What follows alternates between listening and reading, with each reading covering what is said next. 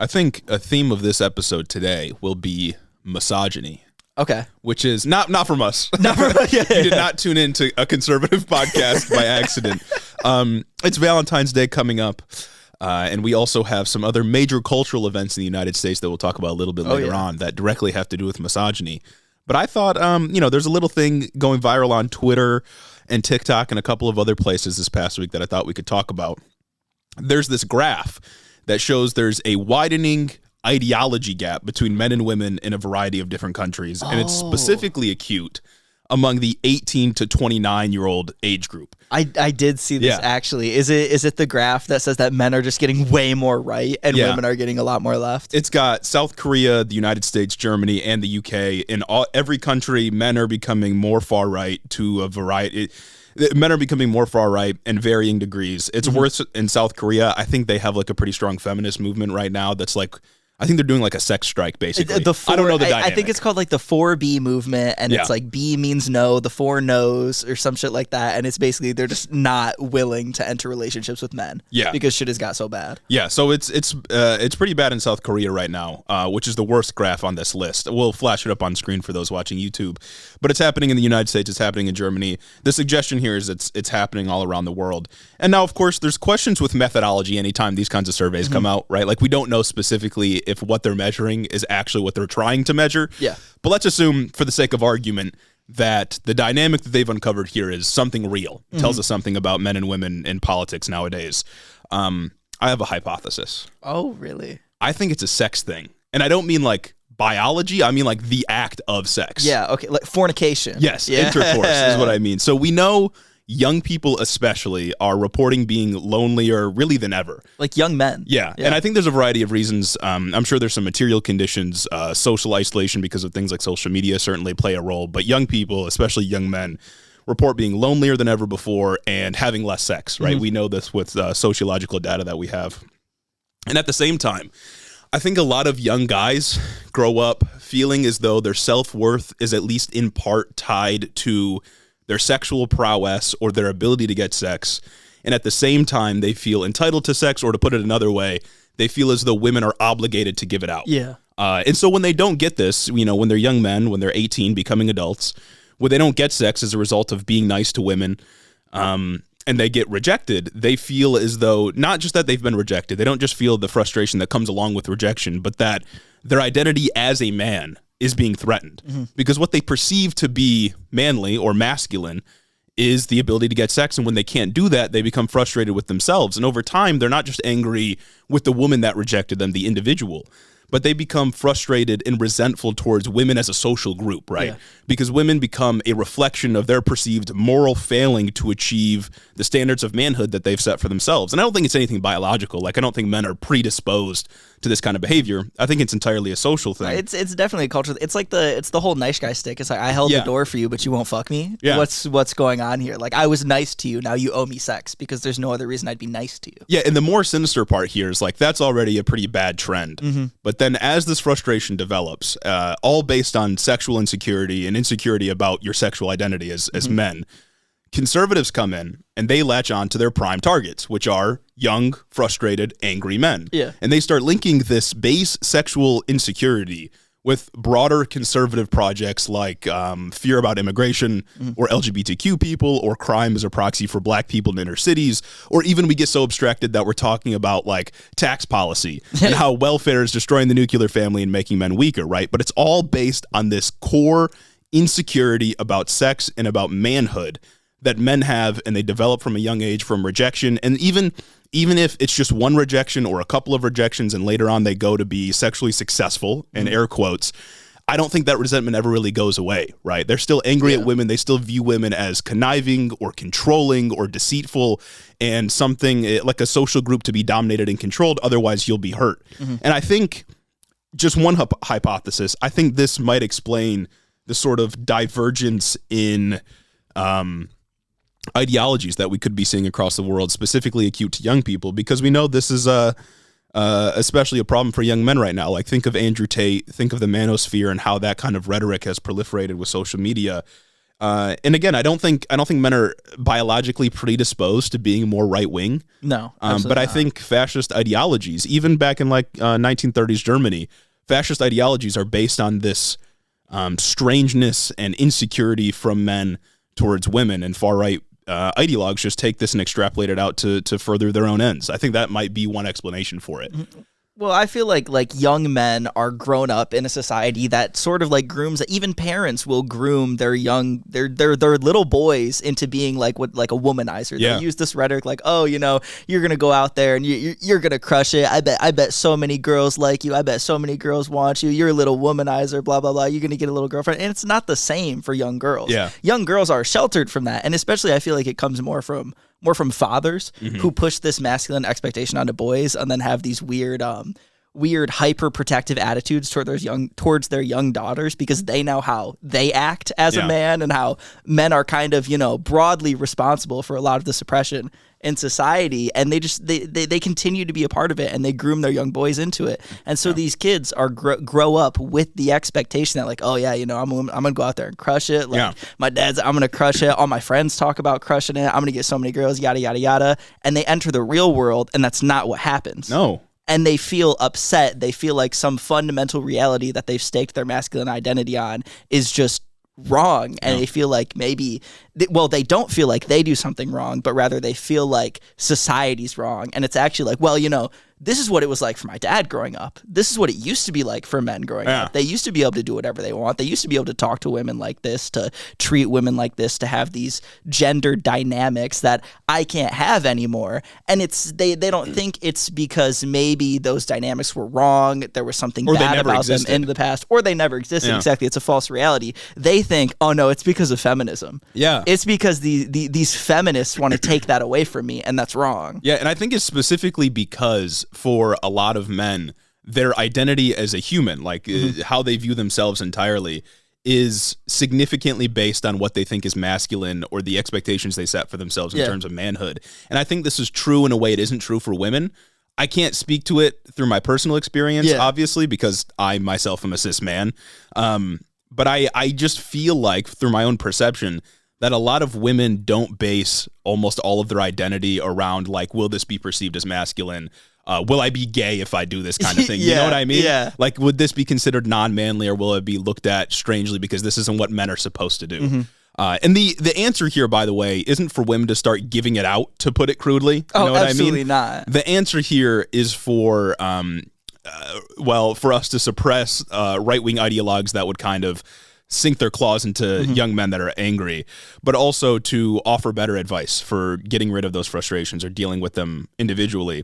And so my advice for young guys that are dealing with this sort of thing is to develop a sense of self-worth that exists outside of what you think men should live up to, and certainly outside of what sexual expectations you have set for yourself. You're a more holistic, you are a person worthy of love and compassion outside of whatever you think, whatever standards you think make you a man. Yeah, you are more than whether or not you have a girlfriend. Yes. You are more than whether or not you're a virgin, despite how many people like Andrew Tate get out there and tell you that. Like, yeah, and it sounds silly, but unironically, the Barbie movie had a great message around this sort of thing, because Ken's, you are Ken. Yeah, the B plot is all about Ken. And I mean, it's entwined with the A plot, but it's all about Ken and how he is enough for himself outside of his relationship with Barbie, right? Like, that's his whole character arc. And I think a lot of men need to understand that you are more than just your relationships with women, and basing your entire identity off your ability to control and get women, again, to put it crudely, will just make you miserable. It'll make you a bad person. And it just flat out just ignores the idea that women are other people who have their own autonomous wants and needs and desires. They don't just exist for you to go out there and get, for you to go out there and trade. And people like Fresh and Fit, Andrew Tate, these manosphere content creators love to get into young men's minds by appealing to the false reality that they've created, saying that, oh no, it's not that this narrative is false or that these gender roles really don't exist.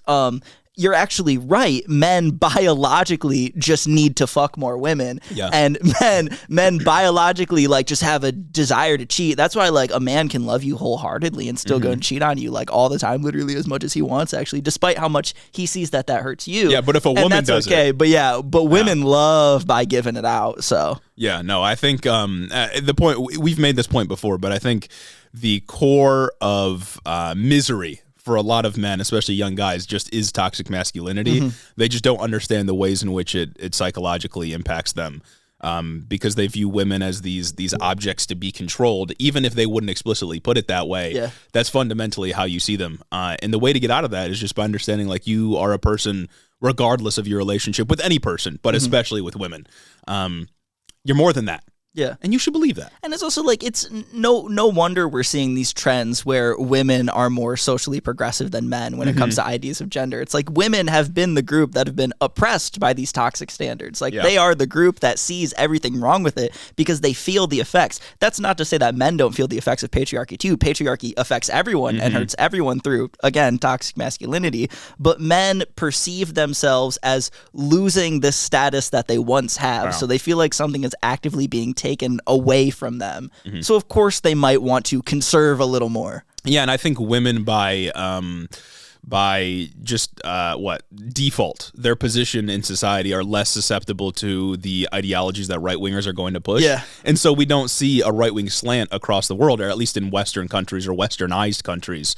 But with young men, we see this because again, they take their core sexual insecurity and frustration with women as a social group and link it to every other conservative ideology, when in reality, those issues aren't really connected in any way. A lot of them aren't even real, of course, but they're perceived to be real and they're perceived to be based on the moral failings of the West, or however, Michael Knowles would put it, or whatever. Oh, yeah. Yeah. But I think that could be one explanation. I'm obviously, I don't have the data myself. I can't run a hypothesis, a t-test or whatever. But that's just, I saw a lot of people talking about it. Some people kind of just dismissing it or saying like, oh yeah, well, we don't need men for political strategy anyway. And it's like, all right, let's not be reductive. Hold on now. Like we can, as many people as possible. Yeah. So if you see that, now maybe you have some analysis for it. Exactly. And you can keep in mind, don't be misogynistic. Real as hell. Hot take. Real as hell.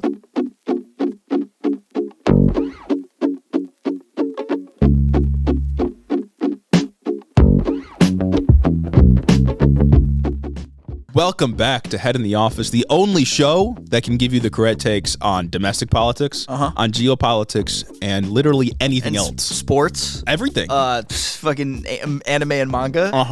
Did you Music. see? You know what? This is a geopolitics issue. The JJK leakers. Two of the JJK leakers just got arrested in Tokyo. Honestly, I'm kind of starting to like hate leakers. You know what I mean? Too. I think leak culture, like whether it's Hollywood or books or whatever, is kind of destroys the content. Yeah. Well, because it's like there was already the issue when the episode of the anime aired where Gojo got sealed, where something else happened that got leaked that I'm sure everyone who follows the series knows about. But it's like it's kind of hard to get to the leaks, and before I'm able to get to the leaks, I'm all caught up with the manga now. I'm just seeing the spoilers on TikTok. Yeah, I haven't even got to reading the leak this week, and I've seen pretty much everything that happened on the chapter that dropped like an hour ago that I haven't read. Oh my goodness. Yeah, it's tough. But anyway, we're the podcast to give you all of the correct takes that you could ever want. That's right. But before we get into the show today, we'll be talking about a variety of things, including the election, some primary elections that have happened, that are going to happen. We got to talk about some geopolitics. We'll be talking about Taylor Swift and more misogyny. Talk about child marriage. And more misogyny. More misogyny. That's a theme of the episode. Before we get into all of that, I'll remind you all to head over to patreon.com/headintheofficepod. We're grassroots funded. We do. We 100% funded by you. Yeah. So if you want to see this show continue, if you want to get early access to our episodes and, maybe allow us to create more fun content in the future, take a look at the Patreon. It's in the description. We here at Head in the Office, at the Church of Head in the Office, we're big fans of the prosperity gospel. Yeah. And, I think we could stand to be a little bit more prosperous. And look, we're independent leftist media. We are doing secondary and tertiary research. That's right. If you want to boost progressive media and combat the right, Patreon.com. We are here to drain the swamp, exactly. people. We are the only ones that can save you. The last bastion of independent journalism. Yeah, right here. That's right. Right here. You could also get some Head in the Office merch at headintheoffice.com. You can follow us on our socials, YouTube, TikTok, Instagram, Twitter. Join the Discord. It's cool. That's right. And you could also leave a 5-star review. Oh my gosh. You want to take away the first one? We got a couple of them to read off today. I'll take the first one. Great podcast and The State of the Online Left by Southwest Socialism. They say, howdy, boys. First off, fantastic podcast, only correct takes and nuanced discussion. Secondly, I've been seeing lots of online leftists being increasingly anti-Biden and saying a vote for Biden is a vote for genocide. Well, I think they're making this argument in good faith. It feels like they are focusing on one issue rather than looking at the big picture. I don't think voting for harm reduction equals complacency, and arguing that it does only creates moral panic. This guy's trying to get us in trouble. I'm saying. Well, I think the amount of frustration with the Biden admin is welcome and warranted. It's also concerning seeing how many people think not voting for Biden is the solution. Is there any validity to their position, and how can we as leftists keep power away from fascists while holding the current power structures accountable for their complacency? Anyway, banger podcast, guys. Keep up the correct takes and the condemnations of Hamas. Yes. You want to take it first? I think I will. I feel like yes. While there is definitely validity in the genocide Joe camp, considering that yes, there's genocide. Actively a genocide going on in Gaza, and Joe Biden is actively complicit in it. Those feelings are valid. Being anti that is valid. We're opposed to that. We speak out against that every fucking week, it feels like. But where that validity kind of falls off or ends is when you take it as a reason to not engage in the system, or you take an idyllic stance saying that, oh no, if literally 80 million people in this country just voted for an open socialist candidate, then we could have real change, without considering things about the Senate. I think ultimately their takes are ignorant, because when you vote for the president, you aren't just voting for the president. And that's not even counting down ballot effects. Yeah. I mean to say that when you vote for Joe Biden, you are also voting for the people that Joe Biden will hire to fill spots within an administration. On my way up here, I was listening to Sam Cedar, and they had a caller come on that he had went to ITT Technical University, which I'm sure everyone here knows about if you're at least our age, and you saw those ads when we were 10 on the TV and everywhere. The jingles. The jingles, It's a for-profit college, and for-profit colleges got cracked down upon by the Obama administration like crazy, right? And so people who went to these administrations were given a way to kind of appeal their student loans and were given money back because they were essentially scams. During the Trump administration, all of those appeals that people had submitted stopped because Betsy DeVos refused to process them. And then they continued with Joe Biden. So people were actually seeing money up to $100,000 relieved.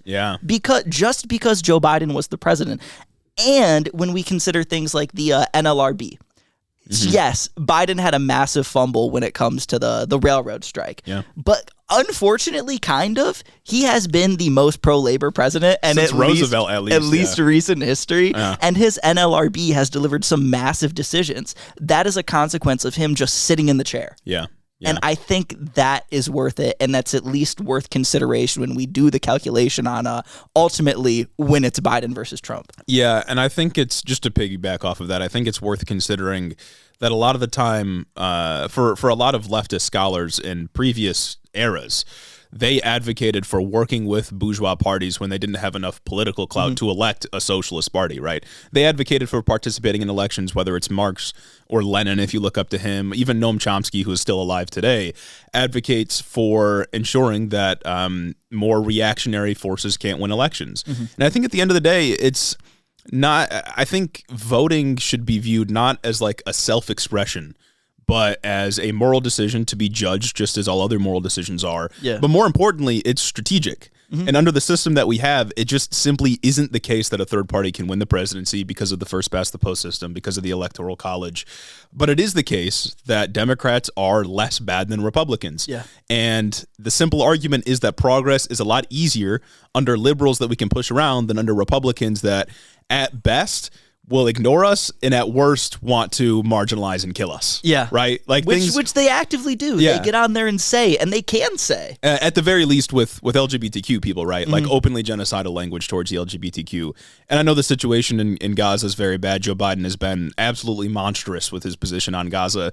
But that's simply, I don't see how that's made any better by voting for third party or not voting at all, and perhaps allowing Donald Trump to win. Right? Exactly, because is Trump really not going to continue what's going on? Right. Like, do we actually think that? Yeah. It's a bit silly. But if you want to hear a more like drawn out, nuanced take on all of this, we've talked about this a ton in the Q&A episode that we did a couple of months ago. And then the episode, I think, right before the Q&A episode, or 2 episodes. Yeah, I think it's titled Yap Session, Electoral Politics. I think we did it back in November. So if you want to hear a more drawn out takes where we kind of contend with all of the arguments, you can go and take a listen to those episodes. Ultimately, I do agree that people are making the argument in good faith. I think they're rightfully outraged about what Joe Biden is doing, about what the U.S. is complicit in.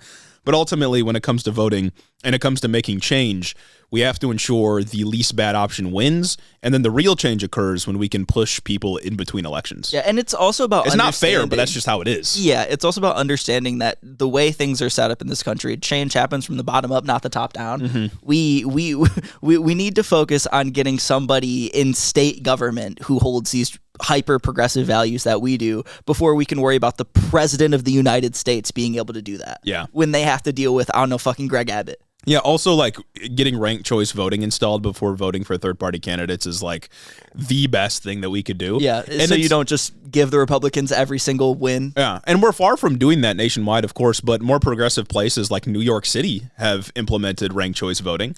It did produce Eric Adams, of course, but imagine a ranked choice voting system nationwide where we could elect someone who isn't a Republican with the name of a Democrat, right? Exactly. A dino, as it were.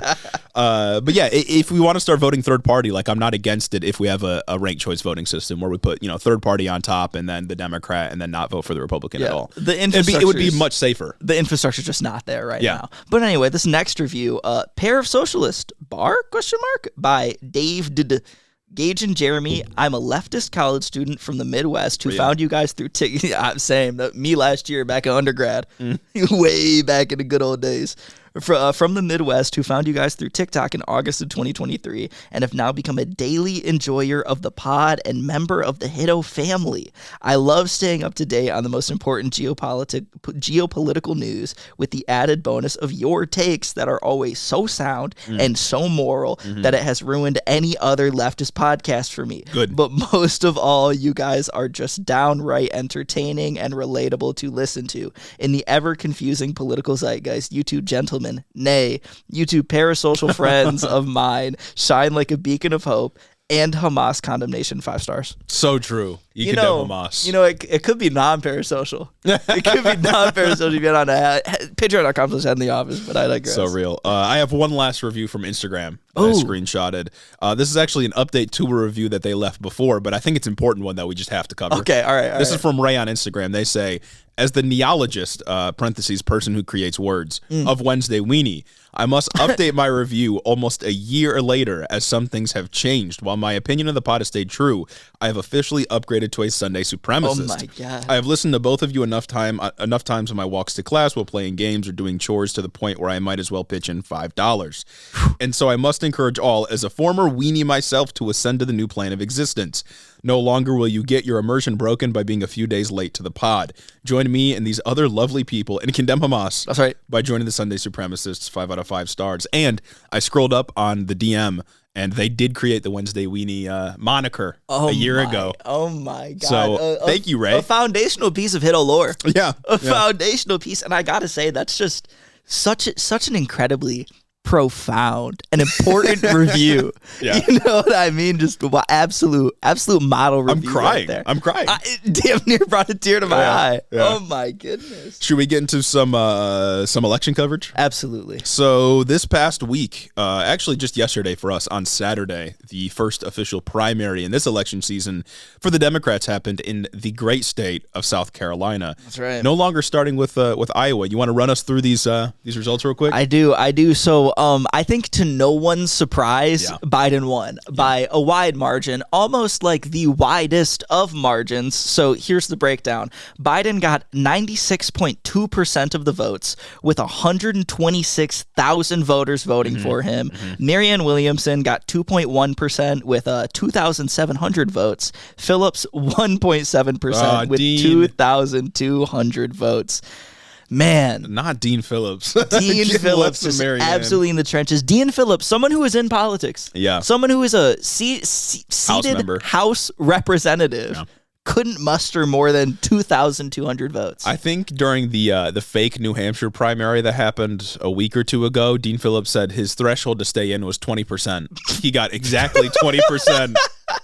And then now when it comes to actually earning delegates, it seems like neither of them get anything, and Biden gets all 53 or 55, whatever. That's still crazy that during New Hampshire, he's like, my threshold is 20%. And the guy who did the first successful writing campaign in like history still won it? Yeah. Like, come on, man.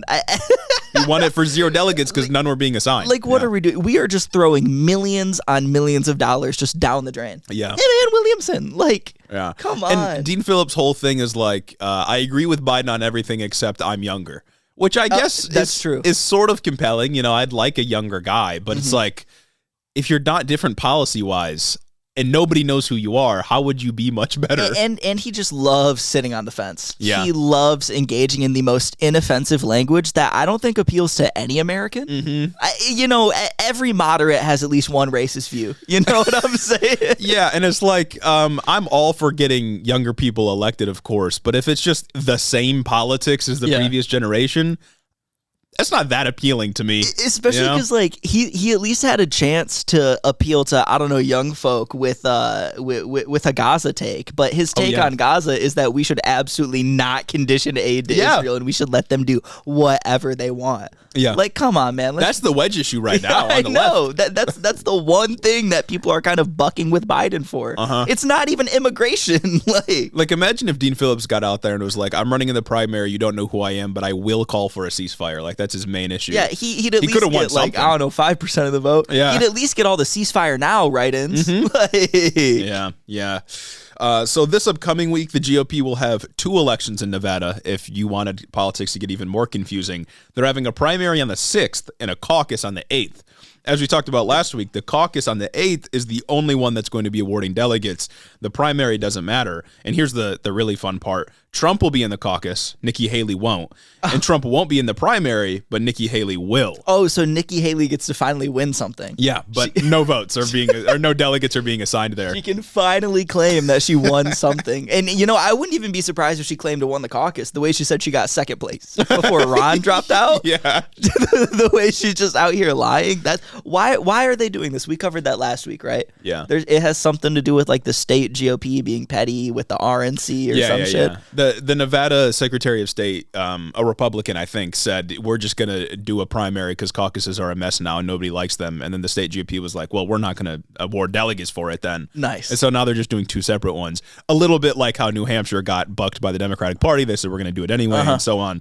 But yeah, they're not even competing against each other in this state. So next week when you see Trump and Nikki Haley declare victory, just know Trump's the only one that won anything of note. Even though Nevada doesn't have that many delegates, I don't think. Damn, that's actually kind of sick. I love that they're 2 days apart. At least the Democrats or something with New Hampshire being petty, that's months apart. Yeah. There's an easier line to follow with that, but 2 days? Yeah, 2 days. Come on, man. Yeah, people are going to be confused, understandably. And then the next contest isn't until, I think, February 26th or something in South Carolina for the Republicans. So we won't have we won't have anything to talk about in terms of Nikki Haley for a few weeks unless they finally do a debate, which is unlikely because Trump's the only one with any amount of delegates that matters. Damn, we won't have any entirely unsurprising news to cover. we won't have any instances where the person who is gonna win won it by the biggest margin ever. Again, oh my god, man. Yeah, we'll see what. Maybe Nikki Haley will do a town hall and she'll say, actually, retirement age should be 78. Actually, 100. You guys should not retire. What are we retiring? We are here to work. You live to work, not work to live. Or maybe sneak peek at this next section we're about to do. Maybe she'll be like, we need to nuke Iran. Drop a nuke on Tehran right now. Absolutely. Ayatollah's got to go. do you ever think, I want to buy my way into heaven? Always. I want to buy my way into the good graces of the people that I'm listening to in my ears right now. That's right. You can do that if you head over to patreon.com/headintheofficepod. And not only will you be supporting the show, not only will you get early access to all of the content that we produce, but you'll also get an ad-free experience on the Patreon every Sunday, every time we release an episode. You'll be able to pull up to the sermon on Sunday, on the Lord's Day, to hear the gospel as it's spoken. Yeah, no more being late, no more interruptions mid-episode if you're listening to this ad right now. Exactly. It's on patreon.com/headintheofficepod. It's one of the best ways to support the show. It's one of the longest enduring ways to support the show. Help buy a pass from all the sins you've committed. Start coming to church. Yeah. And we can get things going. Yeah, that's only if you head over to patreon.com/headintheofficepod. It's in the description. It's there for you. Speaking of Iran, speaking of geopolitics generally, we got to talk about some. A little bit. We're talking about Jordan. We're talking about nothing good. Nothing. Tensions rising. Really, nothing good coming out of geopolitics recently. And I've seen people like in comments talk about like our geopolitical coverage, and I just gotta say, we've been geopolitics has been a core part of this podcast for like the last like 3 fucking months now. It was not like that when we first started the number one geopolitics bit. That was when we were talking about maybe after Afghanistan, maybe Ukraine. Yeah, was when we started doing that. No, I think it was Afghanistan. Oh, really? The Afghanistan pullout, like episode 12. We're like, yeah, we are the number one geopolitics podcast. Come to us, and now we are. Now I'm really feeling like we are. Yeah, compared to all the other leftist creators and their takes on a variety of issues in U.S. in geopolitics, doesn't make me feel very good. But you know what? It's lonely at the top. That's right, as Drake said. So some major news in geopolitics last week. A U.S. military base known as Tower 22 in Jordan, the country, by the way, was hit with a drone strike in which 3 soldiers, I think reservists, died and 40-some were injured, again, at this U.S. military base.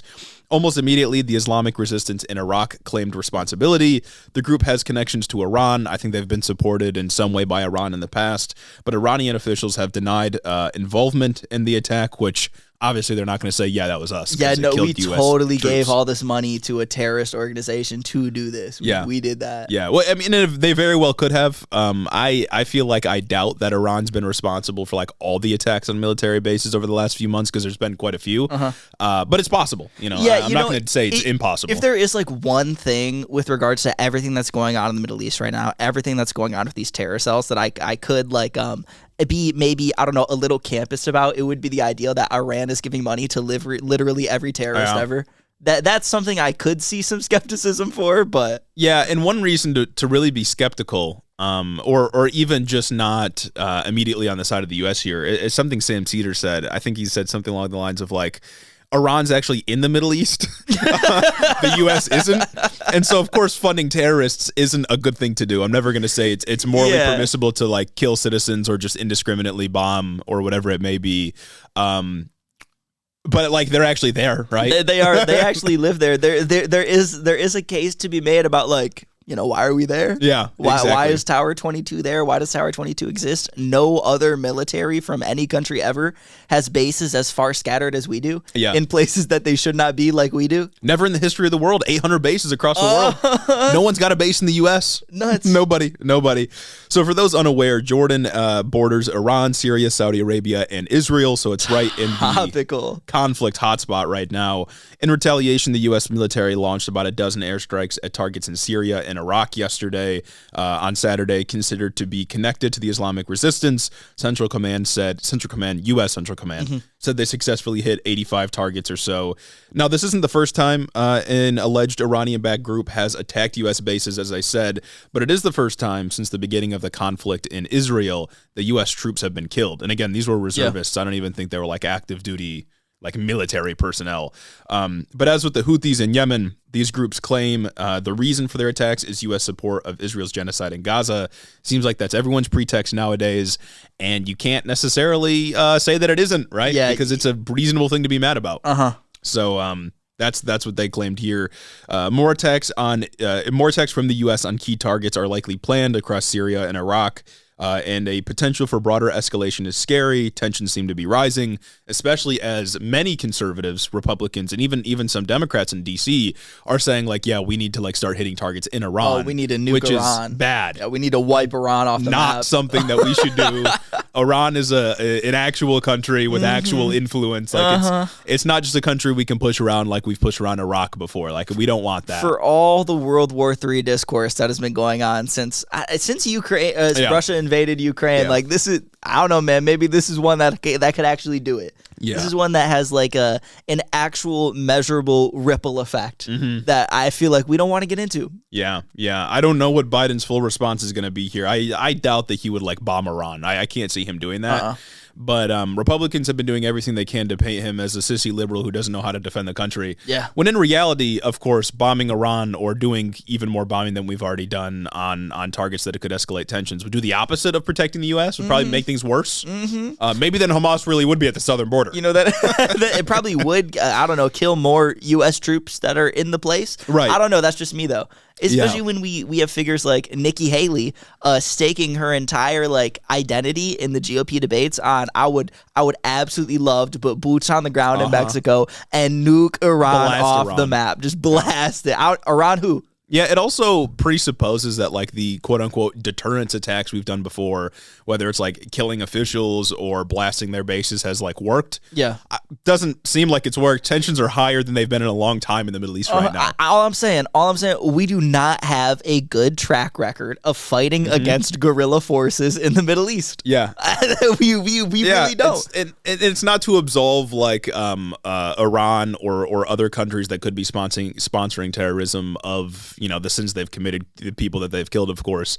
But the major destabilizing forces in the Middle East right now are, of course, the United States and Israel, which is backed by the United States. So I can't say that we're doing a very good job at decreasing tensions right now. Again, it seems like the best way to deal with groups like the Houthis that have been ramping up tensions, or perhaps Iranian-backed groups, is to de-escalate the genocide. Seems like the best way to do it. At least they wouldn't have the pretext anymore if we actually did something about what Israel is doing. But I don't know. I don't see that happening. It seems to be the source of all of our problems over there right now. At the same time, the United Nations Relief Works Agency, known as UNRWA, I believe, for Palestinian refugees, is having its funding withheld by international donors over allegations from Israel that 12 of the humanitarian workers in that group, out of like 3,000, I think, participated in the October 7th attack. Really? Yeah. Really? Yeah, now we'll get into like the details and the evidence in just a moment, but that's like, again, 12 of a couple thousand, I believe, and from what I know, UNRWA is like essential for humanitarian relief in Gaza. They're probably like the only organization in Gaza right now delivering, I don't know, food and water. And they have a lot of their funding comes from the United States. So having funding cut because of these allegations is really, really bad. Oh, that's sick that a group that is literally about to be starving right now, children on the brink of starvation who need this critical aid this instant can just have funding cut off because of allegations that Israel just threw out. Yeah, and but they're like, not doing a genocide though. It's like, even if we don't apply this logic to literally any other organization, right? Like if we found 12 cops to, I don't know, be in a gang, that police department doesn't lose all funding. Yeah, if we found 12 cops in LA County who had like gang affiliated tattoos and marks on their badges for how many people they killed, we would not do anything to that organization. Or even, you know, maybe a more apt comparison, if we found people within, say, the cabinet of a country that was actively doing a conflict in another territory within, say, their borders, who actively called to, I don't know, wipe out everybody, we would not look on that institution with bad faith. In fact, we would say, oh, you know, that's just one guy. It's just a couple of bad apples. It's the only democracy in the Middle East. That's democracy. Like, if you don't like if you don't like the messy parts of democracy, like, I don't know what to tell you. Yeah, look, a couple of bad apples, you take them out, they don't spoil the bunch. Exactly. I'm just saying, we wouldn't apply this anywhere else.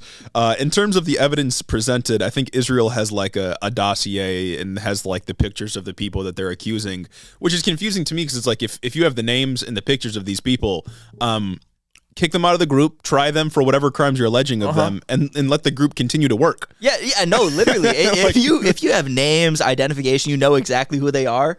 They're workers for an agency, like they're gonna know where their workers are. They can just grab them. Yeah. They grab him, get him out of there. And I think Israel accuses like every humanitarian group of being Hamas or working with Hamas. And it's like, if you're a humanitarian group working in Gaza, you're going to have some kind of contact with a Hamas dude at some point. It's the government. Yeah. It's the government of the area. It's just like how, like, well, you know, South Africa, Hamas. Yeah. South Africa is Hamas's number one ally. Mm-hmm. You know what I mean? Yeah, yeah.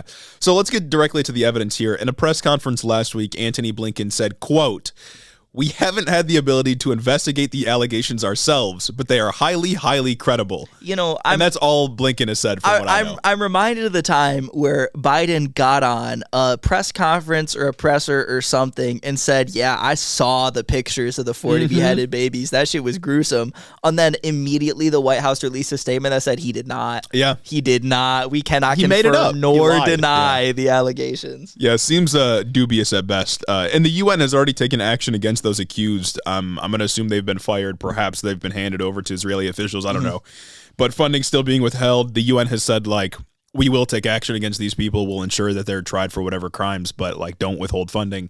Funding's being withheld anyway. It might resume after some time. It's unclear, but this essential organization won't be able to operate without the funding that they need. It's also kind of funny that, you know, Israel had the names and pictures of these people and are just now dropping this information after they were ordered by the ICJ to start taking provisional measures to kind of de-escalate what they're doing in Gaza. Yeah. So all of a sudden they were told, you have to show us like reasons why you have to prove to us that you are taking measurable steps to deliver aid into the region, do this, stop firing on civilians, and a couple other things. And that's when they turn around and say, oh, no, this one and only relief agency they're bad. They're Hamas. They did October 7th. We're trying to do humanitarian work, but these guys are Hamas too. Yeah. You know what? You know, guys, no, you don't understand, ICJ. We can't resume giving them water because how would we get it to them when the middleman is Hamas? Mm-hmm. They're Hamas. Yeah, we can't work with Hamas. So I don't know what Biden will do here, but as Kendrick Lamar once said, is it wickedness or is it weakness? Damn. You decide. Damn. It seems like the only list is in Israel's hands. Golly. The death toll in Gaza has now surpassed 27,000 people dead since October 7th. The UN estimates that about 85% of Palestinians in Gaza have been displaced since October 7th. That's an ethnic cleansing. I think I saw something like 70% of the homes in Gaza are now uninhabitable. Oh, yeah, you can't go back. How the fuck are we going to... At this point, how are you not concerned about the fallout? Yeah. Like, say Israel completely pulls out right now. Say somehow Israel even agrees to let Gaza operate autonomously. They cede the territory. They let it be its own country, per se. How do they rebuild? Yeah. Like what did they do? There's nothing for them anymore. I've seen some people advocate for, I think, the bombing to cease in the north and for people to kind of return to their homes. But what homes? Yeah, exactly. The homes aren't there. There's nothing to return to. Yeah. And for the infrastructure that might still be standing, you can't just go back. You don't know when that's going to collapse because surrounding areas have been bombed. Like this is the point, right? I think their hope is eventually that Egypt will cave and Palestinians will be allowed to cross the Rafah border, and they just won't be able to come back. That's their goal. They want all the territory for themselves. That's fucking insane. Yeah. That is absolutely fucking insane. Oh my God. Like, at this point, Gaza has been almost successfully just reduced to what it started as, just a refugee camp. Mm-hmm. Like, that's all it is. These people have no homes. They have no businesses. They have nowhere to do anything. They don't have schools anymore. Like, every university was blown up because they were all tied to Hamas. Yeah. Oh my God. Everything is Hamas. Yeah, I don't see any way out of this, at least in the short term. And I certainly don't see any evidence that Israel is de-radicalizing the population at all. No, absolutely. If anything, they're going to hate Israel even more because, they're killing children. Yeah. I don't see any way out. And it's like, I don't know. There are some efforts, you could say, being made. Bernie Sanders, I think, on Friday proposed an amendment to the supplemental funding bill. That's like the big bill where Biden requested $104 billion in aid for Ukraine, Israel, and a couple other things. The one that's, I think, tied to the border deal. Yeah. He proposed an amendment that would just take out $10 billion that's directly tied to selling arms to Israel. But that's not going to fucking pass. No, of course not. You're not going to get 60 senators to vote for that. You'll get Bernie and, like, I don't know, maybe 3 other guys. The only way that like Bernie could ensure Israel doesn't get more funding is just by tanking the overall bill. Yeah. Like ensuring that the votes aren't there for the immigration portion or the Ukraine portion or whatever. And it sucks because some of that stuff, at least, I don't know, 10% of it maybe would go towards good causes. Yeah. And that stuff won't get applied. But at this point, I mean, funding for Israel is just... It makes it even worse, but I don't even know that would make a difference, really. I don't even think Bernie necessarily needs to step in to stop it because Mike Johnson's doing it. Yeah. Mike Johnson is stopping all of this from coming to the floor. Like it's the legislature is fucking insane right now. Yeah, it's bad. Oh it's bad. My goodness. Should we move on to something way more important? Oh, I think so. Something way more insane. We're doing some Beyond Parody today. We're talking about the culture war, and we're talking about Taylor Swift. That's right. So the Super Bowl is incoming.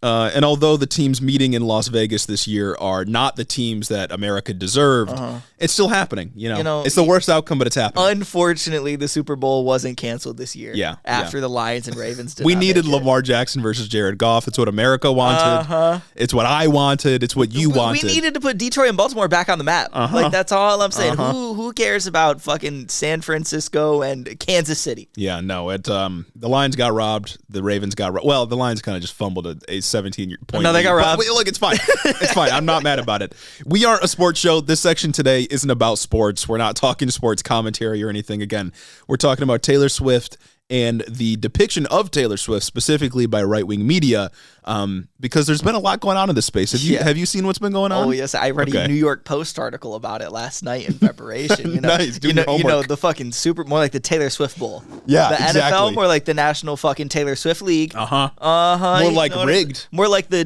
National Democrat League. Oh, more like rigged harder than the 2020 election. Oh shit, that's right. You know that the NFL script discourse has made it to right-wing media. Has made it. Yeah, Felix on the Chapo Trap House podcast said he's sad that right-wingers learned what a psyop is, because now they say it about everything. That's true. It used to be a real word. You know, they just destroyed it. You've probably seen online discourse from conservatives complaining nonstop about the Biden campaign potentially fielding Taylor Swift as a endorsee for their 2024 campaign. For context, in 2020, Taylor Swift was vocal about getting people registered to vote. Apparently it worked, and she eventually endorsed Biden. But other than that, she's generally apolitical, from what I know, at least. She obviously, like, some of her songs, like, I think it's, like, Me or something. Like, she's very much kind of, like, operates in that, like, just kind of, like, woman who's apolitical but leans left, like, space. She doesn't really talk about politics, but there's, like, a general vibe there. Yeah. But there was, like, a measurable effect on voter registrations. I think the night that she made that video and posted it on Instagram, 35,000 people registered to vote. And that's sick. Just right after she posted that. And that's cool. That's democracy in action. A measurable effect on politics. Yeah. Pretty nice. And Republicans are galvanized against this. And Fox News has been running, and I'm not being hyperbolic here, segment after segment about Taylor Swift apparently trying to delegitimize her or make her seem worse or something. And I think we should take a listen to one example, and then we'll run through a couple more. It's about a minute long. This is from Martha McCallum on Fox News. Like, I'm sorry, but they're not reaching the Swifties. Like they're just not. All this is going to do is effectively further strain their relationships with their conservative fathers. Well, especially by doing a bunch of conspiracy bait. And let's take a listen to this. I'll turn up the volume so you all can hear. Oh, yeah. And we'll listen to this clip here. So, you can't turn on the TV, scroll through your phone, watch a football game. Oh, my gosh, there they are. Without seeing her, Taylor Swift is only getting bigger, and now boyfriend Travis Kelce has gone to the Super Bowl. It is reaching such a fever pitch that she is reportedly at the top of the Biden campaign's wish list for 2024 surrogates. And the idea was even tossed around to send the president to a stop on her Eras tour. Let's bring in Outkick.com host Charlie Arnold. Charlie, thank you very much. She has sent out tweets before supporting Joe Biden, so they're not necessarily barking up the wrong tree here. That could happen. Yeah, she endorsed him in 2020. She definitely doesn't look wishy-washy, but actually it's funny. You and I, before we started this segment, we both said that we were cheering for the opposite team, the Ravens, to beat out the Chiefs, just because we have had enough of Taylor Swift for now. But here's the facts. Chiefs are going to the Super Bowl, and now there's an online plea circulating that is begging people to become Niners fans for the next 2 weeks, just so it doesn't raise Travis Kelce, a.k.a. Mr. Pfizer's star power, along with, of course, Taylor Swift, because it is so scary. There was a recent poll. 1/5 of Taylor Swift fans said they would back whichever candidate that she endorsed. So that's kind of crazy, actually. they're clearly freaking out about Taylor Swift and pushing her further towards, I guess, the liberal camp. And I just got to say, before getting into more examples of conservatives having Taylor Swift derangement syndrome, as it's been labeled, the New York Times did the math, and Taylor Swift has been on screen for less than 30 seconds for typical Kansas City Chiefs games. Wow. 30 seconds. The way that people absolutely have been bitching about it. Yes. Made me think that she was on like every play. You couldn't watch her in the game. I didn't watch a Chiefs game this season, but I would have thought that she was on the screen every fucking possession change, every pass that was thrown, every time Travis Kelce's name is mentioned, they banned her. That's what they make it seem like. An average game had her on screen for 30 seconds total out of what, the 2-hour broadcast? Yeah. You're watching football. You're just seeing Taylor Swift once or twice. That's crazy. Oh my God. I gotta think it's just like I hate women, right? Like that's all it is. It's got to be part of the I hate women, and it's got to be mostly the I hate liberal women. She's a vocal liberal woman. She's not even that liberal, like vocal about being liberal. She's not even vocally liberal, but she's vocally she's adjacent to liberals. She endorsed Biden once in opposition to Trump. Like, come on, man. Yeah. It's got to be like the same amount of time Eminem was on for the Lions on screen. Honestly, or other celebrities. Probably less than the amount of time Eminem's on. They let Eminem fucking speak at these things. Yeah, like it's other celebrities get shown too. People are just mad that it's like what a young woman artist, I guess. Yeah, every fucking commercial during a Lions game, there's a segment where Eminem is talking about the players. You know what I'm talking about? Like, come on, man. Yeah. So that was just one example of conservatives kind of losing their mind about Taylor Swift and her stardom as it relates to a potential Joe Biden endorsement. I have a couple other examples I'll read off, though. Jesse Waters said a few weeks ago that the Pentagon wanted her to be a PSYOP asset. Nice. Which was pretty sick. Several Fox News hosts, we just heard it there, but several others have also said Travis Kelce is sponsored by Pfizer because he supported taking the vaccine, which I guess is supposed to reflect negatively on Taylor Swift. And my favorite one, previous GOP presidential candidate Vivek Ramaswamy implied that the Super Bowl has been rigged in a post on Twitter where he said, quote, "I wonder who's going to win the Super Bowl next month, and I wonder if there's a major presidential endorsement coming from an artificially, culturally propped up couple this fall. Just some wild speculation over here. Let's see how it ages over the next 8 months." I'm sorry, dog, but to say that Taylor Swift and Travis Kelce are an artificially propped up couple is fucking insane. You mean to tell me that Taylor Swift, one of the biggest pop stars fucking ever, and Travis Kelce, one of the best tight ends in the league, you're willing to tell me that those two people have been artificially propped up for when they came together? Come on, and man. It's hilarious to me because aesthetically, these people should be in the conservative camp, right? Yeah. Like Taylor Swift is a white, blonde, previous country singer who came up in what, Tennessee? Yeah. Basically on her own merits. And Travis Kelce is a large white man who plays for a football team based out of Missouri. and these people are liberal? Like these people are aesthetically, culturally decided to be liberal. Like what are we doing? I feel like part of the Taylor Swift derangement and the culture war surrounding her is explicitly because of her endorsement of Biden in, I think, 2020. Because I remember before that, she stayed quiet about politics. She did not talk about politics. You know, me and my girlfriend watched a documentary, and this is a point in it. And then I feel like a lot of conservatives felt betrayed by that, and they just haven't let it go. Yeah, why wouldn't you try to win her back though? That's what I'm saying. Instead of being like, yeah, she's a liberal, and I have a bonus comment that I'll give to you for free.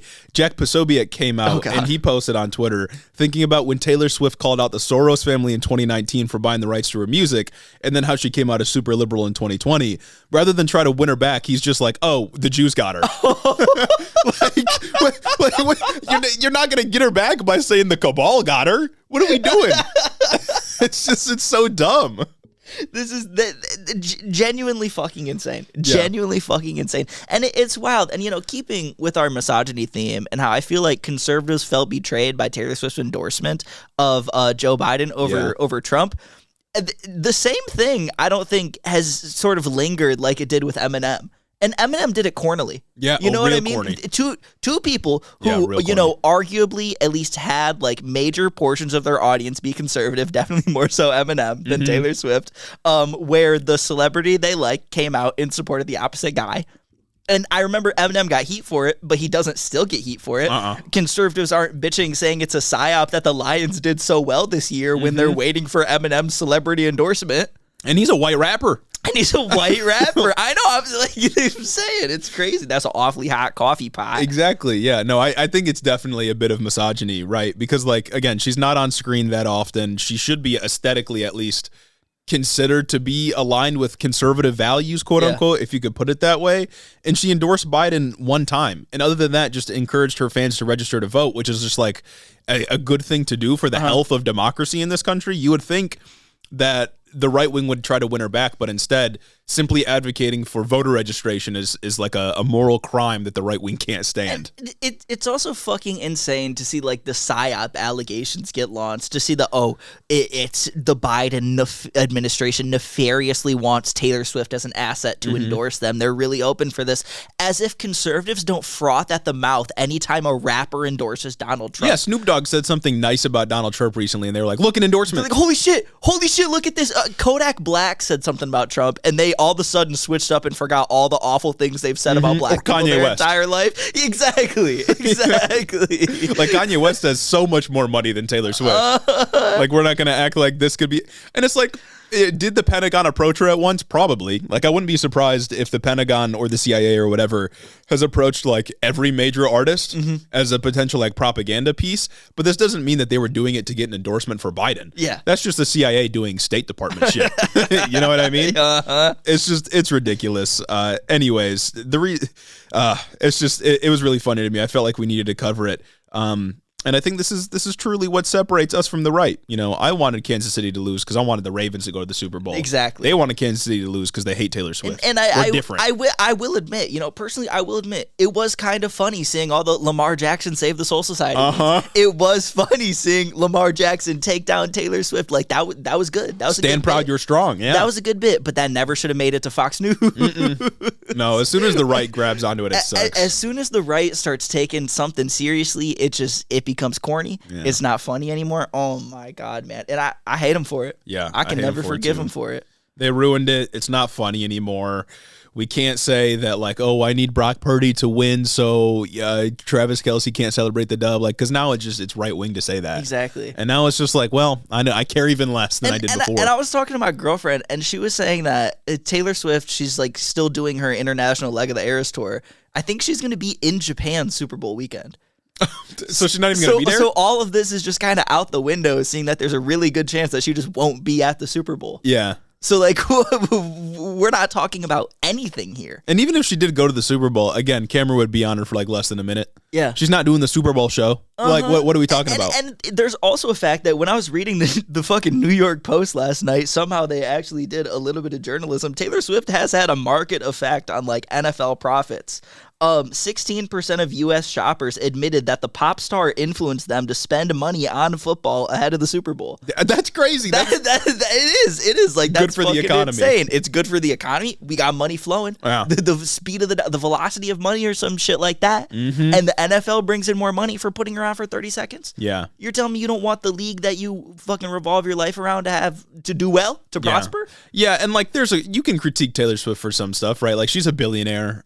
There's like the plane emissions thing. Absolutely. But when people only bring it up against like a woman pop star, I start to feel like it's because of the woman part, not because of the billionaire part. You know what I mean? It's like, why don't you use these criticisms literally any other time? Yeah. Because if I let that Fox News clip continue, the woman that was talking was going to go on to say, like, the left cares so much about climate change but doesn't care that Taylor Swift flies around everywhere. It's like, no. You don't believe it's real. Yeah, you don't believe it's real. And yeah, if you actually, listen, they do. Yeah. Like, people do obviously speak out about this. It's the people who pay attention to politics, which is a smaller sliver of the population just in general. But that's the same for anything. Yeah.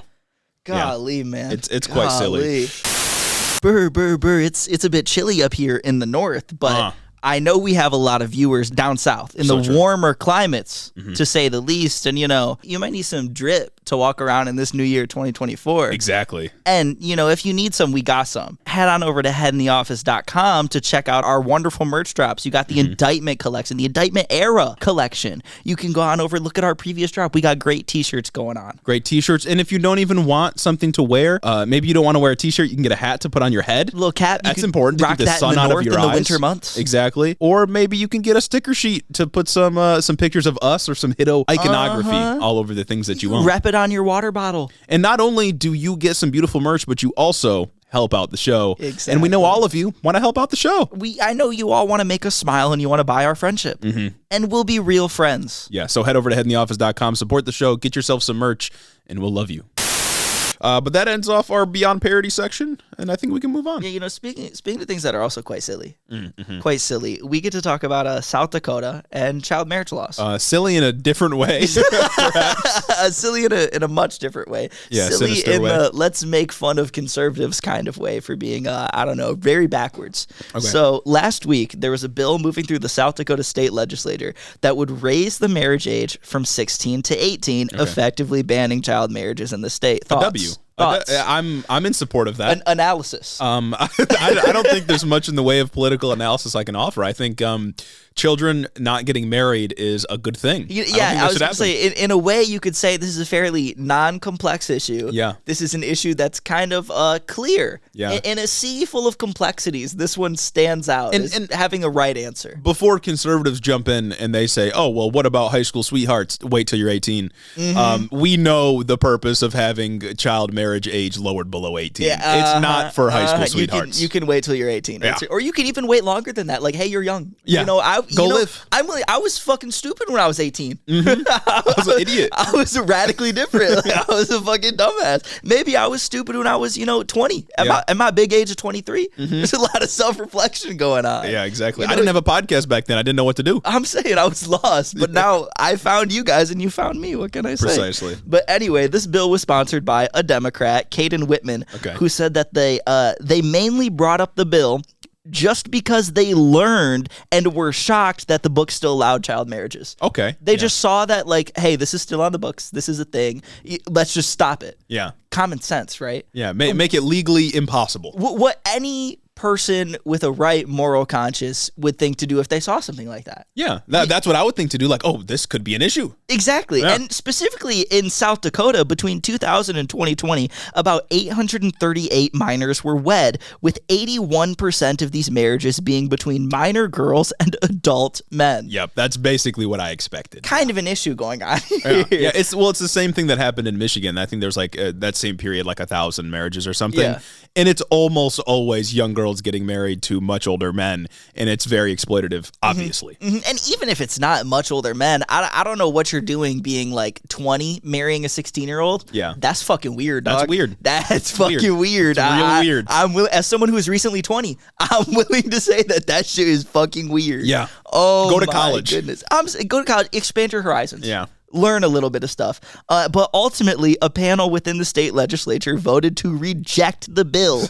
One vocal objector was Republican Gary Kamek, who defended the existing law by invoking his very own marriage. He said he married his wife when he was 17, and they've stayed together for 52 years, so the state's existing guardrails must be sufficient. He said, oh, anecdotally, I'm fine, so everyone else should be fine. He said, anecdotally, I was into a 17-year-old when I was an adult. I don't know how old, like how problematic the age gap was maybe when he got married in the 70s. I don't even know the culture of the times, but either way, it's 2024. Yeah, no, and it's like, you're a Republican state legislator. I know you can imagine the fact, or I know you can imagine what a lower marriage age would be used for and how it would be exploited.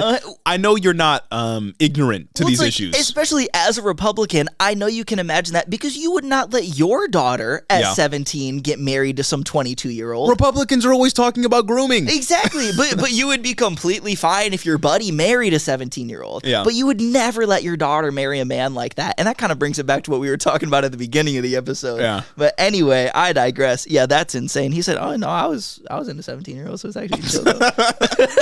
He's like, hold up, you would do this to me? He said, whoa, now, me and my lovely wife never could have got, you mean me and my lovely wife would have had to wait another year to get married? He was like, I was at the young age of 30. You would have made us wait another year? You mean to tell me that you would stifle this love? You mean to tell me that my wife could have gone a second in her adult life not being married to me? It's insane that we just see Republicans across several red states standing on business in support of child marriages. Yeah. Like, that's the thing you stake your political ideology on, is like, no, I will defend the marriage age being 16 years old. You are not raising it to 18. And it's like, what?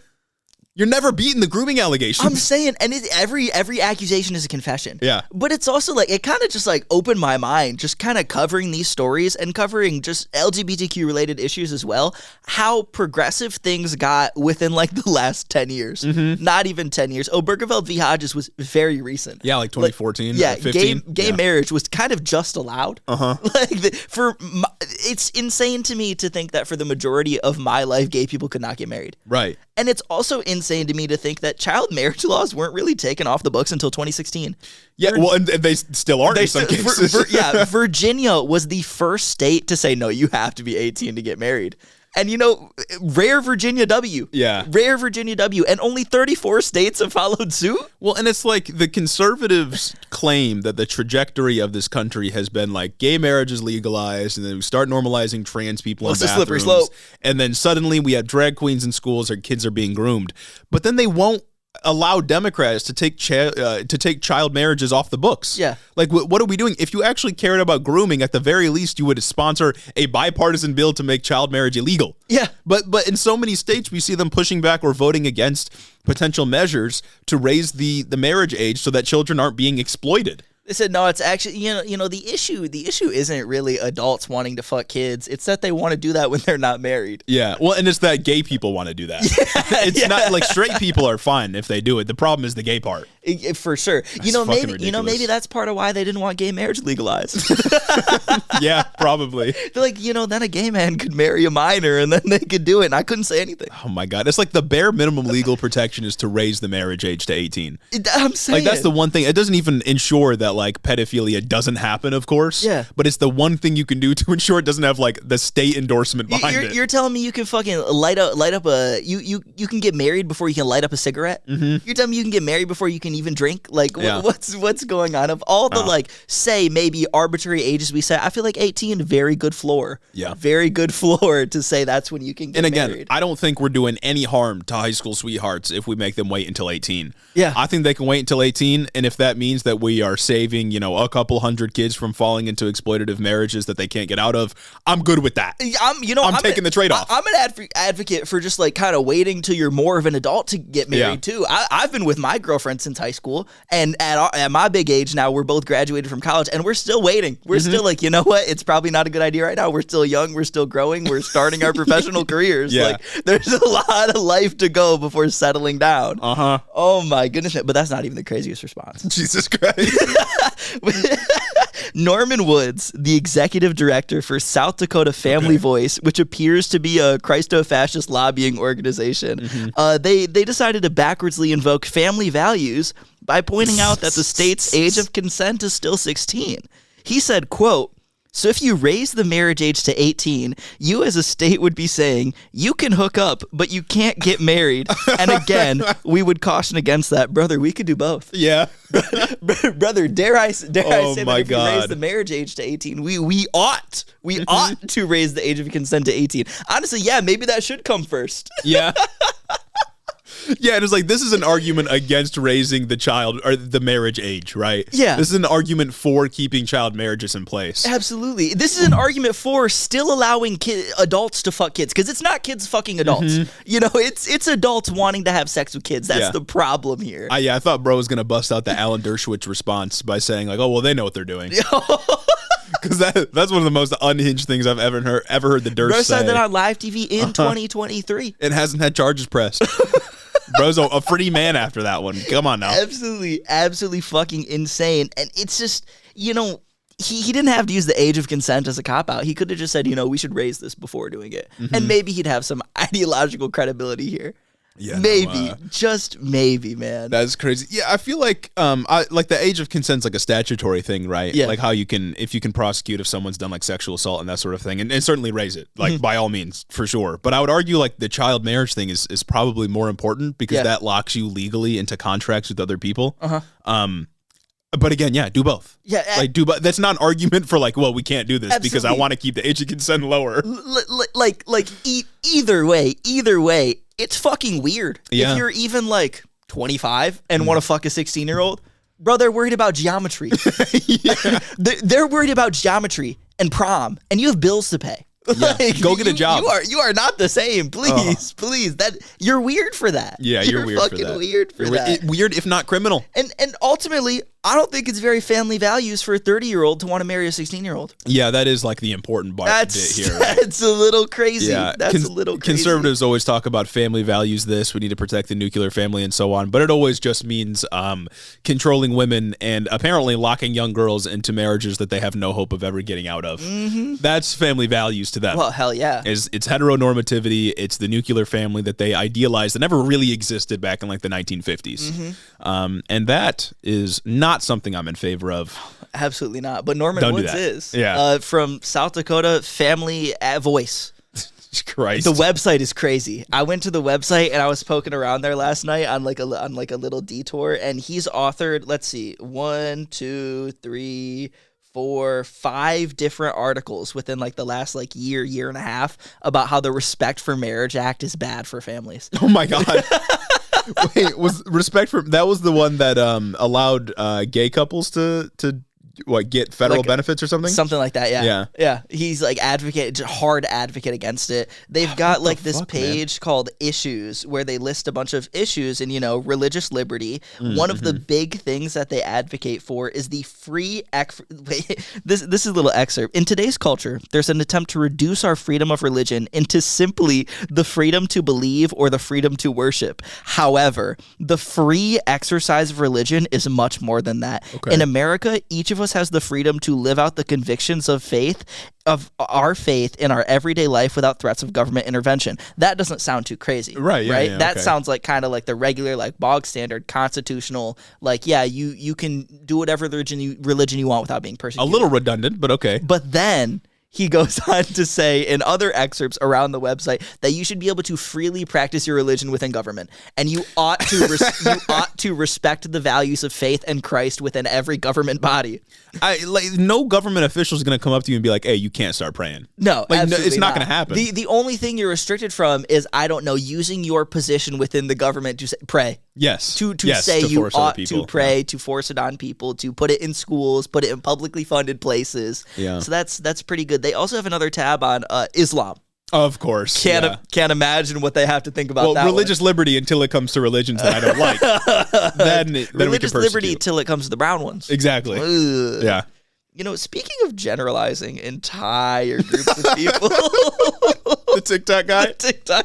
Holy shit. Okay, so to give you all context, you probably saw that the TikTok CEO was back and he was getting questioned again, and he got like the stupidest fucking questions on the planet. Yeah. Just like last time around when we covered it. It's funny because it was a congressional like hearing. Yes, yeah. For every like social media CEO, for a broader like accountability online, whatever, yada yada yada. Like Zuck was there, the Discord guy was there. That and he looks like a Discord guy. Absolutely, the Discord guy was there. Twitter CEO, not Musk, was there, and Mr. TikTok. Yeah, they were all there, and it was actually like an important topic. It was on, in part, like child exploitation on social media apps, and there were some important questions asked to people like Mark Zuckerberg and so on. The TikTok CEO guy starts getting questioned by Tom Cotton specifically, senator from Arkansas, I think. Yeah, and this guy goes down a line of questioning where he's like, are you Chinese? And he says, no, I'm from Singapore. And then he goes, okay, well, have you affiliated with the Chinese Communist Party? He's like, no, I'm from Singapore. He's like, well, so. And then he goes on and he says something like, so your family is American, like your wife and daughter are American. Have you ever applied for American citizenship? And he says, no, I'm from Singapore. He's like, are you a Chinese citizen? Yeah, no. Then he's like, well, you're Chinese though, right? He's like, no. Like, hold on. You look Chinese. What? You look Chinese. You're not a part of the party? But you are Chinese though, right? But you are. You're from Singapore, but you're from China. Yeah, and it's like every Republican senator that asked this dude questions, like they would ask semi-legitimate questions to people like Mark Zuckerberg about kids being exploited. Yeah. And then they get to this guy and there's like, all right, So you praise the Chinese government, right? It's crazy because they like Ted Cruz, I remember he was asking Mark Zuckerberg like some like line of questioning, and then he got a little corny with it, you know what I mean? Course. But it was like there was some like truth to it, and there was some reality to what Ted Cruz was asking Mark Zuckerberg. It was specifically like there's if you're about to stumble upon child sexual content on Instagram, it'll give you a message that says get resources or continue. And he's like, why is there a continue button? Legitimate question. Totally valid. He was kind of grilling Zuck on that, but then he's like, all right, I'm going to use the rest of my time to ask the TikTok CEO something. Why are you Chinese? Why are you Chinese? Why are you from China? Parent company. Why does the CCP literally have his hands all over you? Why are you a ranking member of the CCP? Why do you report directly to Xi Jinping? Oh my God. Yeah, incredibly racist. And then they were asking him about Tiananmen Square. Yeah. He said, what happened at Tiananmen Square? And he's like, it was a massacre. Ted Cruz was asking something about like comparing hashtags between Instagram, which there's flawed methodology behind that. But either way, it was from the Cato Institute, that survey. Yeah, and either way, he was like, blah, blah, blah, Tiananmen Square. So do you agree with what happened in Tiananmen Square? And he's like, I don't know. There was like huge protests in Tiananmen Square. That's what was going on. Some other issues about Uyghurs. And then Tom Cotton gets on and he's like, you mentioned Tiananmen Square before that, but could you even say what happened in Tiananmen Square? And he's like, yeah, dude, there was a massacre. I'm Singaporean. Do you even condemn Hamas? No, yeah, it was incredibly racist. And it's sad, right? Because again, this hearing was on legitimate issues, right? Like the regulation of social media companies that are pretty unregulated at this point, having other concerns about the internet and so on. But then it's completely overshadowed by them being completely racist to the TikTok CEO and asking absurd questions that have no basis in reality at all. Absolutely not. Oh my Ridiculous, God. dog. They're asking Mark Zuckerberg, like, what steps have you taken to do these specific measures since we last had a hearing? Chinese? Hey, you're from China though, right? Chinese? Like it's people have called it an SNL skit, and that's basically what it is. It's absurd. It was fundamentally absurd. Like these are our representatives. We're legitimately concerned about child exploitation on your apps. All right, TikTok, China. You know what? Maybe they really are representing America. Maybe they really are. Holy shit, man. That was crazy. It's real bad. Absolutely fucking insane. Yeah, just embarrassing us once again. And it's also wild because conservatives committed the cardinal sin of not only being racist, but being corny. Yeah. Arguably worse. Yeah, and it's like McCarthyism is so last century. Yeah. Like, you're not bringing it back. But it's like they were corny about shit that is actually real.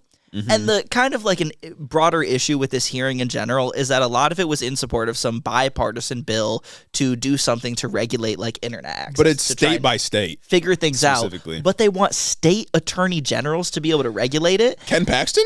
You want Texas? Ken Paxton to be able to regulate this?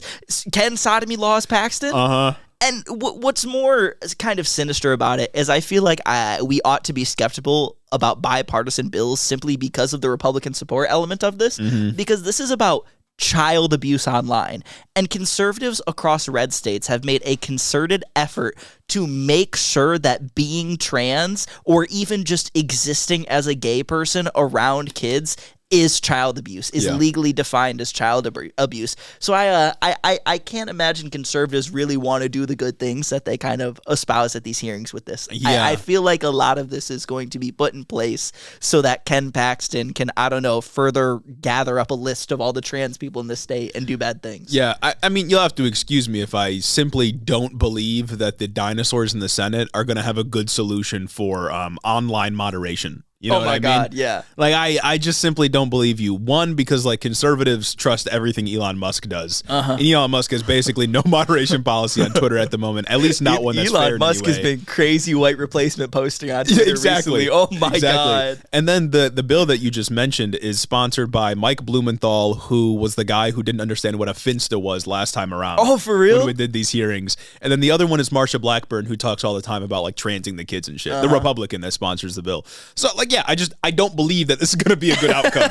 I don't think we should why would we trust internet moderation, the internet, something that's global, to states? Oh, absurd. What? Why would this be up to geofence people? Attorney General's discretion? Yeah. Oh my God, man. Absolutely absurd. Yeah. And then are they going to have different regulations in different states? No. One attorney general can bring up one case, and then the entire site is going to have to change their policy for like the fucking world. Yeah. Giving way too much power to Ken Paxton. Like ultimately, we can assess bills by whether or not they are going to allow Ken Paxton to do more evil things, and we can kill bills based on that. Yeah. You know? And it's like that belies the point that all of this, the real solution here is like the thorough regulation of these giant tech companies that conservatives and liberals alike seem like they don't really want to do. Progressives probably want to do it, but there's no meaningful resistance to capital among the Republican Party. They just don't want gay people to be visible on the internet anymore. Absolutely. Because they think it contributes to the proliferation of trans ideology or whatever. And it's also just about teaching parents and children how to stay safe on the internet. Yeah, that's a big thing. Like that is a much easier way to actually solve this issue is educating parents and children how to stay away from red flags on the internet, how to help shepherd your kid through the online age, and how as a kid you can go through and not get involved with these creepy people. Yeah, it's much like teaching sex education in school is like one of the best ways to decrease pedophile rates or whatever you call child molestation rates, because kids will know what to look out for. Young people will know what to look out for, know the signs. Same thing with the internet. The best way to know that you're being exploited is to have been taught what exploitation looks like. And we can do that through our education system in a way that doesn't allow people like Ken Paxton to just nuke all LGBTQ people off of TikTok or whatever. Exactly. There's ways that we can do these things, and I just don't think Republicans have the solutions. I don't think old people who still need help getting into their email really understand the complexities of the internet enough to be able to effectively regulate it. Yeah. Maybe you should give me the reins. I'm saying, bro, let me Maybe I could figure it out. You know, you head in the office push on every computer is always playing. It's just like the U2 album. We're gonna be installed on every computer. We're gonna have a deal with Apple, and the head in the office, the entire catalog is gonna be on every person's iPhone. Yeah, and we're downloaded. We're gonna have to start like an episode AAAAA. So every time someone plugs their phone into their car, they just hear a cold open. No, come on. like ASAP Forever. Yeah, that would boost our numbers exponentially. We'd have like 1 million views on that episode. That'd be good. Yeah, that'd be pretty fucking good. What can I say? Oh man, you got any news on this immigration deal? Not a lot. The stuff I looked up is that it hasn't really moved a whole lot. It still seems like Mike Johnson's not even going to bring it to a vote. Nice. So I don't know. I feel like what has moved a whole lot is Elon Musk. And the way that last night, fucking Saturday, February 3rd, just white replacement posting all fucking day. He's white dropping stats now. Posting. It's crazy, man. Yeah. It's fucking insane. He's getting on there like Biden's open border policies, brother. Yeah, Biden gave you everything you wanted. Like, there's no meaningful way to engage with any of that discourse with them. They've lost the plot. Elon Musk dropped one tweet where he was saying, like, did you know, despite being illegal immigrants, they can still like get a loan, get a mortgage, and do a couple of other things. They don't have to pay taxes at all. It's like, first of all, they do have to pay taxes. Yeah. They still purchase items. They're paying taxes, the regressive sales tax. But also at the same time, you get a loan, you get a mortgage, you got to pay it back. Yeah. It's not free money. Yeah. You think immigrants are getting trapped in exploitative loans with horrible interest rates? What are you talking about? No, man. And it's also the fact that he kept posting about like Joe Biden is literally trying to import Democratic voters. Yeah. They can't vote, dog. There are very few select local elections that people who aren't full citizens can vote in. Not the fucking big ones, though. Nothing that Joe Biden will ever see. Yeah, and it's like, it's already racist, the posting that he's doing, obviously, and xenophobic and so on. But it's also like doubly racist to just assume they'll all vote the same. Yeah. Like, this is like peak nerdy scientific white supremacy to assume that racial groups have some kind of united interest. There is no binding interest between white voters, for example. Yeah. We aren't like a voting bloc that votes the same based on like racial lines. Not in the same way that the working class, for example, has some kind of shared interest. And you could say black voters have a sort of shared interest because of the oppression that they've faced has sort of binded them together through no choice of their own. But to assume that all immigrants are going to vote the same is pretty insane, especially because over the last several election cycles, we've seen Latino voters go more towards the right than before. Absolutely. Like, you can't just assume all immigrants are going to vote blue. Yeah, it's like double racism. It's getting to like scientific racism at this point. Oh my God. So I saw this graphic blow up on Twitter earlier. I think it was this morning or last night, and it was like it was a shitty comic that like had some dogs, and it was a child asking his dad like, "Hey Dad, why do those dogs look different?" And he's like, "Oh, it's just differences in the breed." And then he's like, "Oh Dad, why are these dogs doing this thing differently?" And he's like, "Oh, differences in the breed." And then he asked, "Hey Dad, why is this dog smarter than this other dog?" And Dad goes, "Economic factors."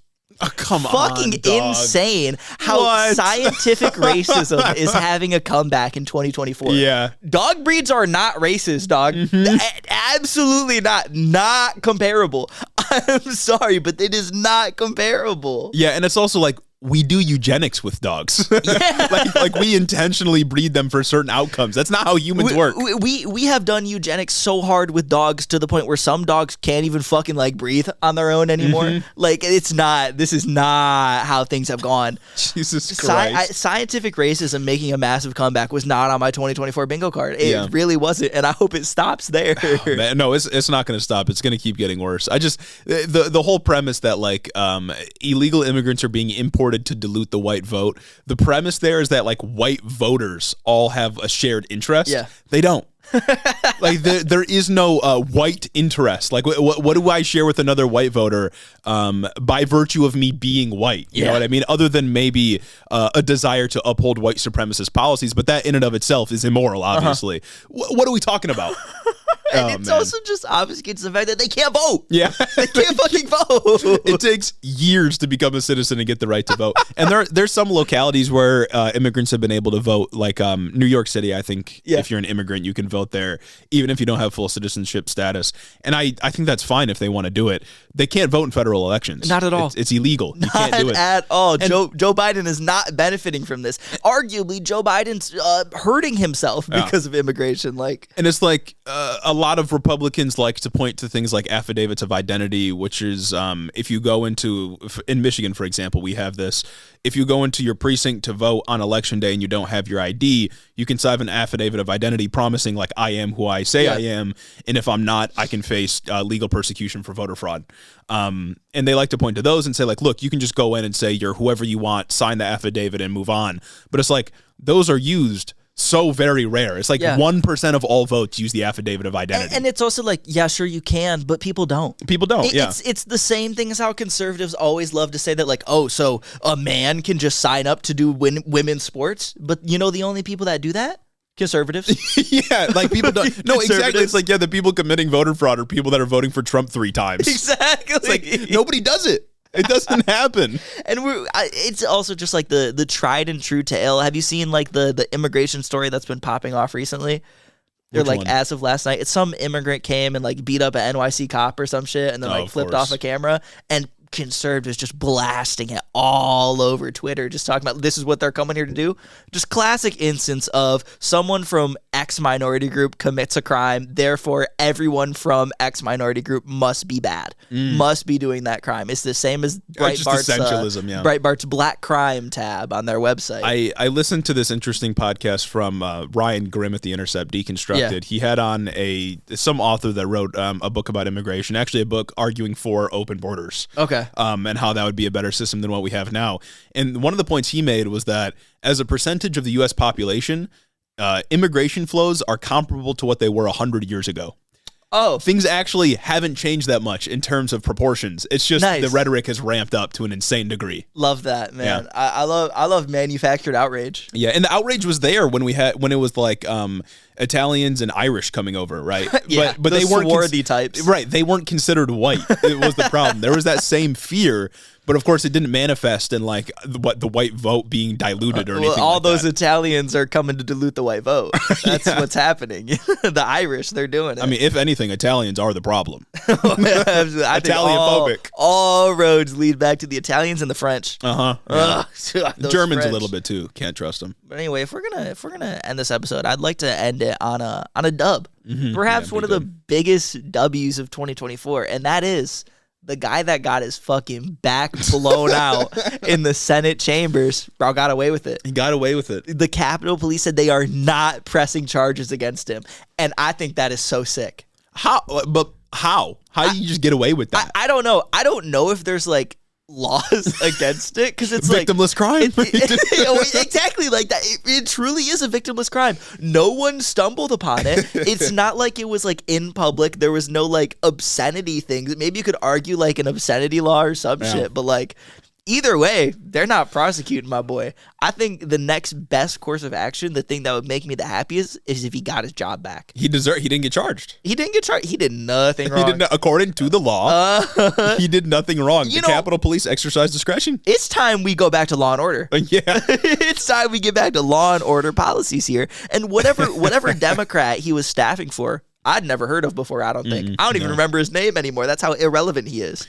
You know how much of a boost he would get if he hired this guy back? Yeah. I mean, that was one of the funniest stories of the last year. It was great. It was a fantastic story. Also, I heard that after we recorded that episode, I heard that the desk where he was getting fucked at was actually on Amy Klobuchar's desk.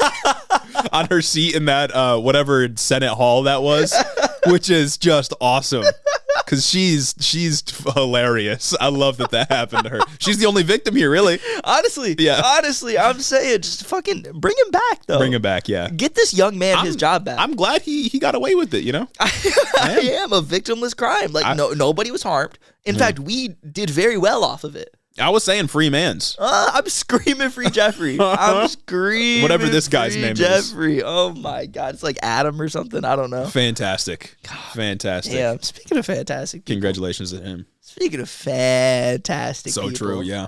We got to give a special thanks to all of our patrons at the $10 and up tier. Very many of our patrons. So that is a special thanks to Caden Kraut, Lord Tal the Radiant, Chris the Postman, Christy Beck, 40% Spite, Dylan B, Andrew Harris, Mike Chaplinsky, Mattias T, Omar Zuno, Clayton LaFed, Mark Yeager, Kaz, Caleb Joy, Rich Toro, Tari, Gavin Mayer Maldonado, Hunter W, Fergalaki, Max Vezquez, Jacob Rogers, Colton Mooberry, Fixer Punk, Jim Egbers, Jeff Muzzy, Bagel Burrito, Cincy Alex, Joe Stenstrom, Adrian Sandoval, Chloe Sam 601, Colleen Cuts, Veryuk, Jennifer DeVoe, Big Bird Titty, Cross Vision, Benneth Bennington III, Alexia Benanti, Niche, Big Booty Beatdown, Sam Maloney, Two-Headed Boy, Ben Shapiro's Boyfriend, Jonathan Cassis, Luke O'Shea, Cucker Tarlson, Danielle Jackson, The Word of Microsoft, Jennifer Sines, Aaron and His Gundam Gundams, Darth Father, Aiden Taylor, Corey Chambers, Sewer Snack, Eliane, John Glover, Devin Hatchard, Retromondo,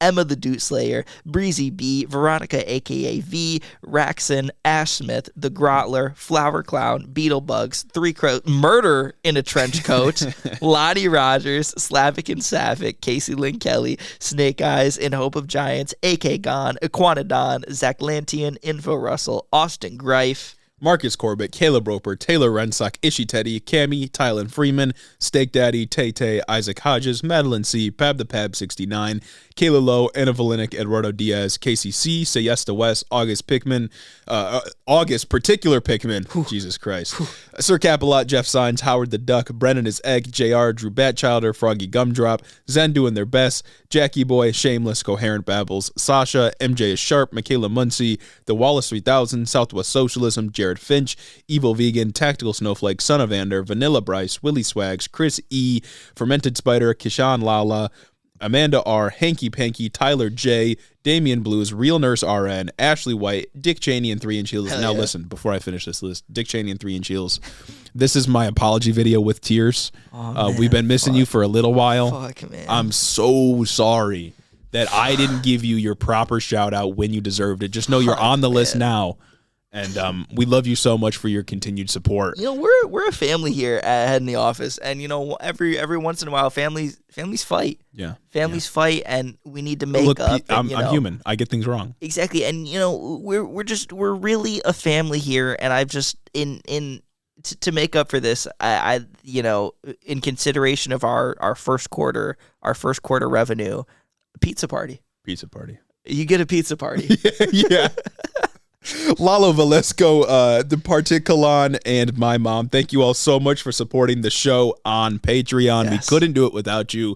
If you want your name on the list, you know where to go. It's in the description. Exactly. If your name should be on the list and it isn't, apology video with tears coming once you let us know. Forgive us. Yeah. I'm sorry. Yeah, I'm sorry. I've made a mistake.